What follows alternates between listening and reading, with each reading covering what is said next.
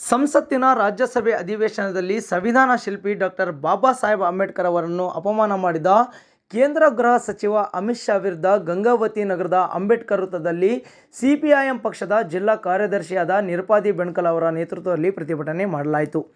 ಈ ದೇಶದಲ್ಲಿ ನಾವು ಎಲ್ಲರೂ ಸ್ವಯಂ ಪ್ರೇರಿತವಾಗಿ ನಿರ್ಧಾರ ತೆಗೆದುಕೊಂಡು ಜೀವನ ನಡೆಸುತ್ತಿದ್ದೇವೆ ಅಂದರೆ ಅದು ಡಾಕ್ಟರ್ ಬಾಬಾ ಸಾಹೇಬ್ ಅಂಬೇಡ್ಕರ್ ಅವರು ಕೊಟ್ಟಿರುವಂಥ ಸಂವಿಧಾನದಿಂದ. ಕೇಂದ್ರ ಗೃಹ ಸಚಿವ ಅಮಿತ್ ಶಾ ಅವರು ಅಧಿಕಾರದಲ್ಲಿ ಇದ್ದಾರೆ ಅಂದರೆ ಅದು ಡಾಕ್ಟರ್ ಬಾಬಾ ಸಾಹೇಬ್ ಅವರು ಬರೆದಿರುವಂಥ ಸಂವಿಧಾನದಿಂದ. ಬಾಬಾ ಸಾಹೇಬ್ ಅಂಬೇಡ್ಕರ್ ಅವರು ಇಂದು ಸಂವಿಧಾನ ಬರೆಯದೇ ಹೋಗಿದ್ದರೆ ಯಾವುದೋ ಜಮೀನ್ದಾರನ ಮನೆಯಲ್ಲಿ ಮತ್ತು ಬ್ರಿಟಿಷರ ಮನೆಯಲ್ಲಿ ಕೂಲಿ ಕೆಲಸ ಮಾಡಿಕೊಂಡು ಹಾಗೂ ರಾಜರ ಗುಲಾಮರಾಗಿ ಅವರ ಮನೆಯಲ್ಲಿ ಕಸ ಗುಡಿಸುವ ಕೆಲಸ ಮಾಡುವ ಪರಿಸ್ಥಿತಿ ಇಂದಿಗೂ ಇರ್ತಿತ್ತು. ಇಂಥ ಸಂದರ್ಭದಲ್ಲಿ ಸಂವಿಧಾನ ಕೊಟ್ಟಿರುವಂಥ ಬಾಬಾ ಸಾಹೇಬ್ ಅಂಬೇಡ್ಕರ್ ಅವರನ್ನು ಅವಾಚ್ಯ ಶಬ್ದದಿಂದ ನಿಂದನೆ ಮಾಡಿರುವಂಥದ್ದನ್ನು ಭಾರತ ಕಮ್ಯುನಿಸ್ಟ್ ಪಕ್ಷ ಮಾಸವಾದಿ ಇದನ್ನು ಖಂಡಿಸುತ್ತದೆ.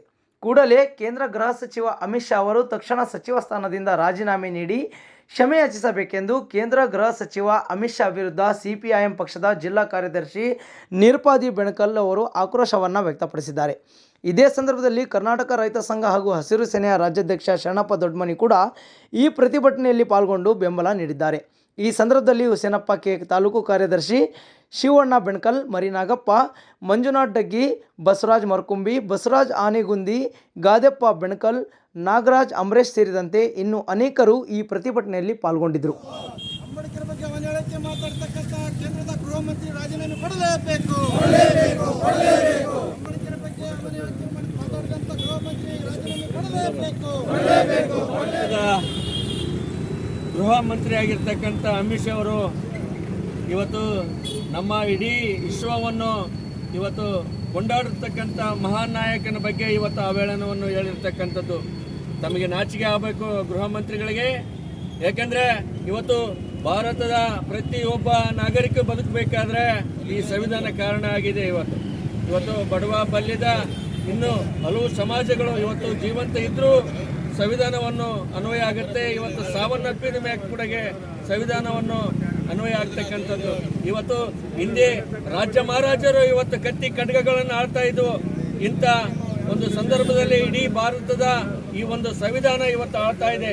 ಇವತ್ತು ಈ ಭಾರತ ಶಾಂತಿಯುತವಾಗಿ ನಡಿಬೇಕಾದ್ರೆ ಈ ಒಂದು ಮಹಾನ್ ನಾಯಕನ ಈ ಒಂದು ಸಂವಿಧಾನ. ಯಾಕಂದ್ರೆ ಅಂಥವ್ರಿಗೆ ಇವತ್ತು ಅವಹೇಳನ ಮಾಡಿರ್ತ ಗೃಹ ಮಂತ್ರಿಗಳಿಗೆ ಇವತ್ತು ಧಿಕ್ಕಾರವನ್ನು ಹೇಳೋದ್ರ ಜೊತೆಗೆ ಅವರು ಈ ಒಂದು ಪದವಿಯಿಂದ ರಾಜೀನಾಮೆ ಕೊಡಬೇಕಾಗಿದೆ. ಇವತ್ತು ಸಂವಿಧಾನ ಇಲ್ಲದರೆ ಇವತ್ತು ಪಾರ್ಲಿಮೆಂಟ್ನಲ್ಲಿ ನೀವು ಗೃಹ ಮಂತ್ರಿ ಆಗ್ತಾ ಇದ್ದಿಲ್ಲ. ಯಾವತ್ತೂ ಒಬ್ಬ ಜಮೀನ್ದಾರ ಮನೆಗೆ ಇವತ್ತು ಕಸ ಬಳಿದು ಜೀವನ ಮಾಡುವಂಥ ಸಂದರ್ಭ ಆಗಿದೆ. ಯಾಕಂದ್ರೆ ಇವತ್ತು ಪ್ರಜಾಪ್ರಭುತ್ವದ ವ್ಯವಸ್ಥೆಯಲ್ಲಿ ಇವತ್ತೇನು ಸಮಬಾಳು ಕೊಟ್ಟಂತ ಯಾರಾದರೂ ನಾಯಕರಿದ್ರೆ ಈ ಸಂವಿಧಾನ ಮತ್ತು ಸಂವಿಧಾನ ಬರೆದಂತ ಮಹಾನ್ ನಾಯಕ ಡಾಕ್ಟರ್ ಬಿ.ಆರ್.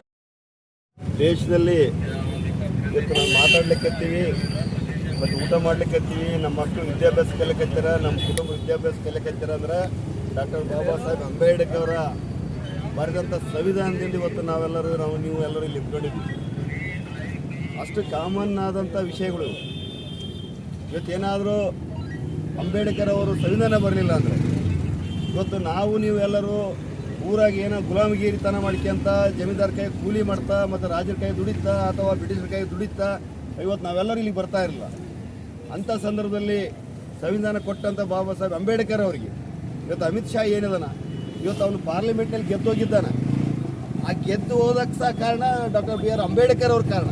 ಅವ್ರು ಏನಾದ್ರು ಅಲ್ಲಿ ನಿಂತ್ಕೊಂಡು ಹಾಕಿದ್ರೆ ಮತ್ತು ಇವತ್ತು ಸರ್ಕಾರ ಆಡಳಿತ ಮಾಡೋಕೆ ಅಂಬೇಡ್ಕರ್ ಅವ್ರ ಕಾರಣ. ಅದನ್ನೆಲ್ಲದೂ ಇವತ್ತು ಬಿಟ್ಟು ಇವತ್ತು ಒಂದು ಹಿನ್ನೆಲೆ ಏನಿದೆ ಅವರಿಗೆ ಅಂದರೆ ಸಂವಿಧಾನನ ಬದಲಾವಣೆ ಮಾಡಬೇಕು ಹಿನ್ನೆಲೆ ಇಟ್ಕೊಂಡು ಅವರು ಡಾಕ್ಟರ್ ಬಿ.ಆರ್. ಅಂಬೇಡ್ಕರ್ ಅವ್ರಿಗೇನು ಅವಾಚ್ಯ ಶಬ್ದದಿಂದ ಮಾತಾಡಿದಾರ. ಹಿಂಗೆ ತಕ್ಷಣ ಅವರು ಗೃಹ ಸಚಿವರಿಂದ ರಾಜೀನಾಮೆ ಕೊಡಬೇಕಂತ ಸಿಪಿಎಂ ಪಕ್ಷದಿಂದ ಒತ್ತಡ ಮಾಡ್ತಾ ಇವತ್ತು ಅವರೇನು ನಿಜವಾದ ಅವರು ಮನಸ್ಥಿತಿನ ಹೊರಗಾಕಿದ್ದಾರೆ. ಇವತ್ತೇನು ಬಿಜೆಪಿಯ ಅಜೆಂಡಾ ಅದು, ಬಿಜೆಪಿ ಅಜೆಂಡಾ, RSS ಅಜೆಂಡಾ ಅದು. ಸಂವಿಧಾನದ ಬಗ್ಗೆ ಟೀಕೆ ಮಾಡೋದು, ಅಂಬೇಡ್ಕರ್ ಟೀಕೆ ಮಾಡೋದು ಅವ್ರ ಅಜೆಂಡಾ ಅದು. ಅವರು ರಕ್ತಗತ ಬಂದಿತ್ತು.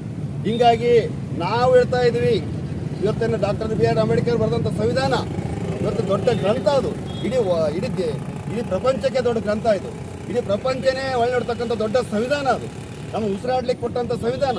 ಇವತ್ತು ದೇವರಿಗಿಂತ ದೊಡ್ಡ ಪೂಜೆ ಮಾಡ್ತಕ್ಕಂಥ, ಎಲ್ಲರೂ ಪೂಜೆ ಮಾಡ್ತಕ್ಕಂಥವ್ರು, ಎಲ್ಲರೂ ಉಸಿರಾಡ್ತಕ್ಕಂಥದ್ದು ಸಂವಿಧಾನದ ಮೇಲೆ, ಕಾನೂನು ಮೇಲೆ. ಅಂಥವ್ರಿಗೆ ಗೌರವ ಕೊಡಲಾರ್ದಂತ ಇಂಥವ್ರು ಮತ್ತು ಪ್ರಜಾಪ್ರತಿನಿಧಿಗಳಾಗೋದು ಸೂಕ್ತ ಅಲ್ಲ, ತಕ್ಷಣವೇ ರಾಜೀನಾಮೆ ಕೊಡಬೇಕಂತೂ ಈ ಮುಖಾಂತರ ಒತ್ತಾಯಿಸ್ತಾ ಇದ್ದೀವಿ.